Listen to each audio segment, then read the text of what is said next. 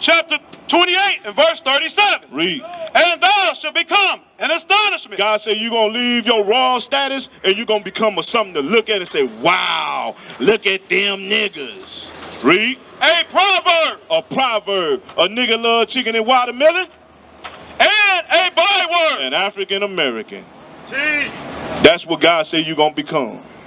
Read. Among all nations. He said among all nations. Give me that Lamentation. Hold that. Give me Lamentation 2:15. He said among all nations you're going to become that. Because it don't matter where you go in the world. As soon as you get out the plane, they're going to be like, what that nigga? Them Chinese going to be, that nigga. Them Arabs, the nigga.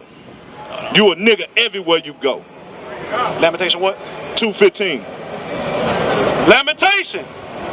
Chapter 2 and verse 15. Read. All that passes by clap their hands. Right, so they have these little tour buses and stuff. They be riding bikes. Y'all ever seen a group of white men that riding a bike through your neighborhood? Cause they passing by like you a circus, you something to look at. But what they doing? All that passeth by clap their hands at thee. They hiss and wag their head. They like this. These niggas. The Bible telling you about your enemies. Yes, sir. Let me say something on that real quick. Get me 2 Samuel chapter 10 and verse 4. You know what's a good example of that? Or are you aware of any fashion designers? All right, there's one by the name of Balenciaga. You heard of Balenciaga? You see the brothers wearing it, the rappers, hip hop. So you heard of Balenciaga, right, sister? You heard of Balenciaga? All right. So they just recently came out with a pair of jeans with some boxes attached to it, and the jeans sag. That's a perfect example of what he's bringing out, of us being a reproach, right? Us being a proverb and a byword. So now they're selling jeans that already come sagging. So now the so-called Negro, the so-called African American, the so-called black man, you don't even got to worry about that now. Now you could just go to Balenciaga and get some sagging pants. But guess what? That was never our culture.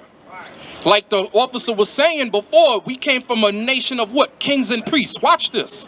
2 Samuel chapter 10 verse 4. Come on. 2 Samuel chapter 10 and verse 4. Wherefore Hanun took David's servants. So King David, you heard of King David before? King David was the king of the Jews. He was from the tribe of Judah. Hanun was the king of the Ammonites. Okay, so they were foes. They were at war with each other. They weren't friends. Go ahead. And shaved off the one half of their beard. So it was a shame for the Israelites to cut off their beard. Now our black brothers, guess what? They walk around and they willfully shave their beard. Why? Because the white man in America taught you that it's good to be what? Clean shaven. But there's no such thing as clean shaven. According to God, it's unclean. A man is supposed to have a beard on his face. Right. Okay? So God says Hanun took King David's servants, shaved off one half of their beard, and what else did he do? And cut off their garments. And cut off their garments, come on. In the middle, even to their buttocks. Even to their buttocks. He cut off their garments, what? To mock them. Go ahead. And sent them away. And sent them back to David. Go ahead. When they told it unto David. And when they told King David what Hanun did, go ahead. He sent to meet them. Because the men were greatly ashamed. Why were they ashamed? Because they didn't have no beard on their face. And their pants was sagging and cut to where it could show their butt. That was a shame for black people. Right. Now it's not a shame. Why? Because we've been thoroughly assimilated into Western imperialist culture. So now we don't give a damn. We fell from grace. We fell from what? Royal priesthood.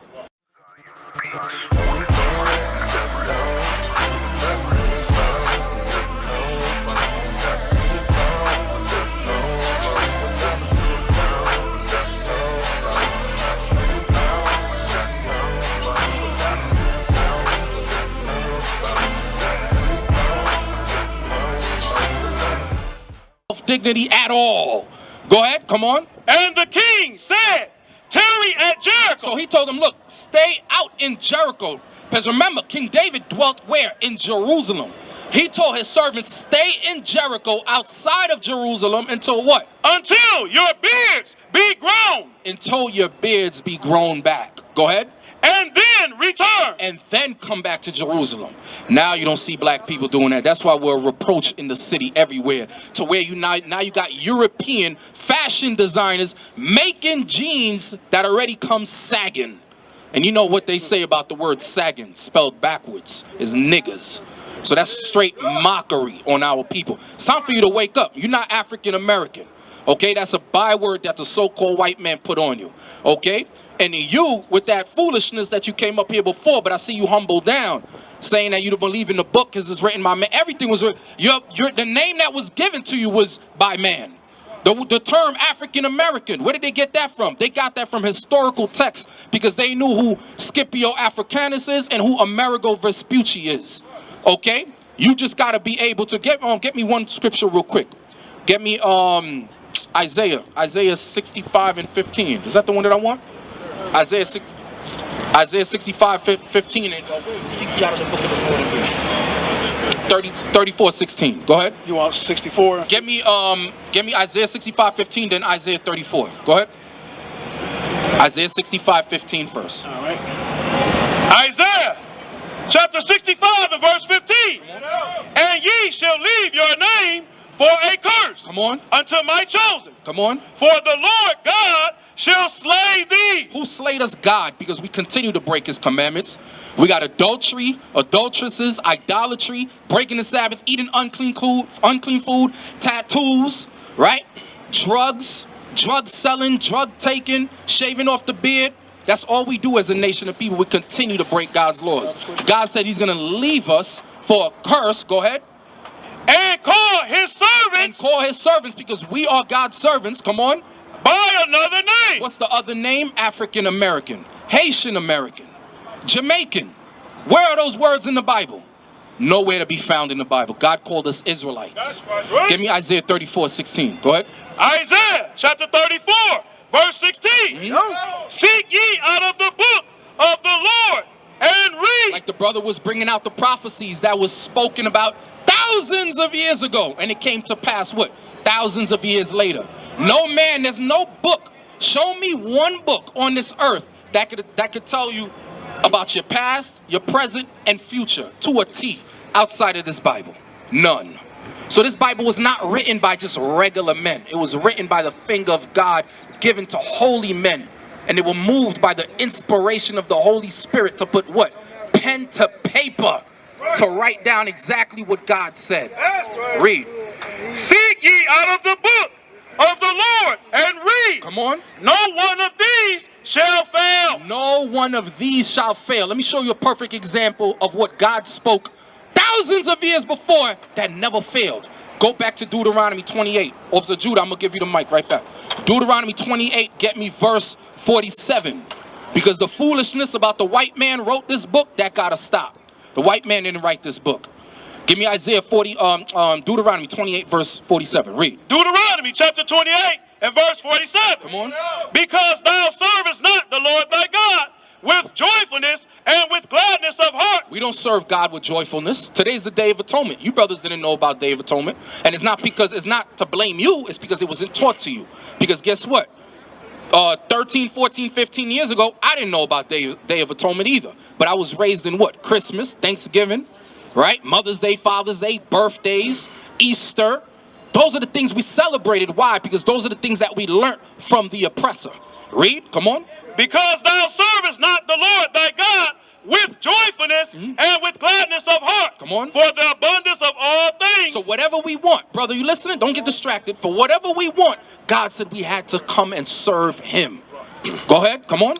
Therefore shalt thou serve thine enemies. Therefore, because you don't want to follow the high holy days and the commandments that I gave you, you're going to serve your enemies. Your enemies are the ones that called you African Americans. Your enemies are the ones that gave you Christmas, Easter, all these things that you celebrate, New Year's. Go ahead, come on. Therefore shalt thou serve thine enemies. Go ahead. Which the Lord shall send against thee. Come on. And hunger. You want food, you got to go to your enemies because you go to their stores. Go ahead. And in thirst. That bottle of water that you got right there, you didn't go to him. Did he produce that bottle of water? Did he manufacture it? Does he control the importing or exporting of those beverages? No. Go ahead. And in nakedness. Nakedness, the clothes on your back. Look at the tag. What does it say? Made in India, made in Italy. It doesn't say made by the Israelites. You don't control the raw textiles of those clothing lines. Go ahead. And in want of all things. Whatever you want. You want an education? You want to learn about God? Who did we have to go to? We had to go to the so-called white man. And that's history. Outside of the Bible. All religions created by him. Right. Episcopalian, Pentecostal, Roman Catholic, on down, was taught to us by the so-called white man. God said, because you didn't want to serve me, go ahead, serve the white man. The white man has become our stepfather in America. And we are still attached to him by the damn umbilical cord. Why? Because we've been thoroughly assimilated and integrated into his society. We don't want to let go. We don't want to come back, return to God, and depend on him. Go ahead. And he shall put a yoke of iron. Stop. This was written thousands of years before. Let's bring it back home to when you first came up and you said you don't believe in the Bible because it was written by man.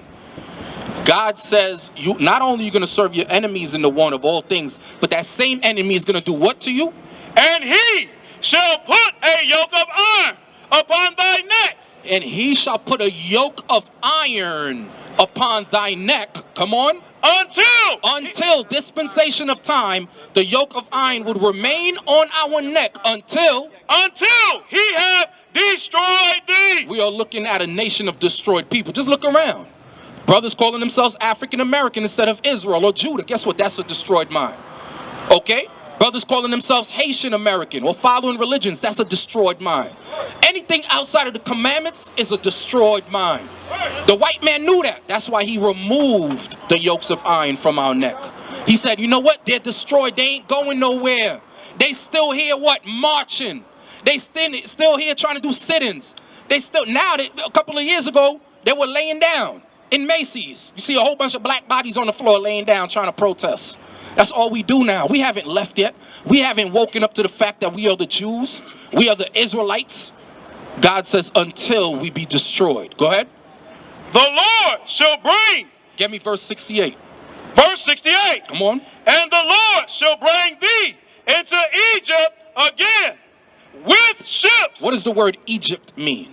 What is it synonymous with? When you hear about Egypt, what do you think about? When you keep it in biblical context.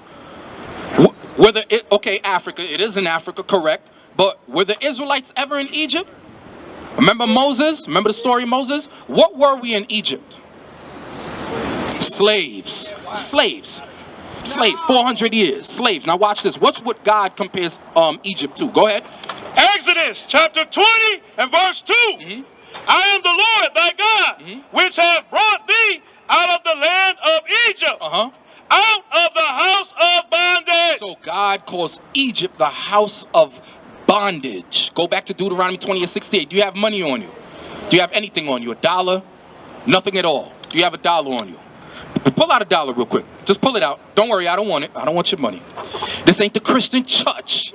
Okay? Hold it up real quick. Hold it up. Oh, pray. My brother got a $5 bill. All right, you balling. This is what I want you to do. Turn the back of the dollar around. Is it on the back or the front? Let me see the front real quick. No, not that. Hold it up. Hold it up. Let me see something. Let me see. No, that's not it. We need a dollar. Anybody got a dollar? Dollar bill. Okay. Go ahead. Read.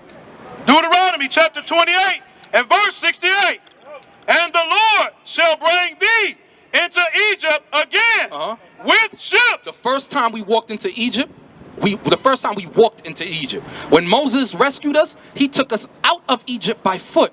But God says, I'm going to bring you into Egypt again with ships. How did the so-called black man come here to America? We came here on cargo slave ships. Whether it was Mississippi, New York, Alabama, we came here on cargo slave ships when we was packed up like a can of sardines. Look at the American dollar. You ever ask yourself, why is a pyramid on the back of the dollar? Why is the pyramid on the back of the dollar? Why does America have the obelisk in Washington, D.C. and other various states? Why? Why do they have the Egyptian obelisk, or however you pronounce it over there? Why is the pyramid on the back of the American dollar? Why? Because this is spiritual Egypt, where the children of Israel are still in captivity. Read. And the Lord shall bring thee into Egypt again with ships. With ships, come on. By the way whereof I spake unto thee. By the way Moses said it was going to happen, it happened. He said we would have yokes of iron on our necks, that happened. He said that we would not be able to redeem our children, that happened. He said we shall only be crushed and oppressed forever, that happened. Come on.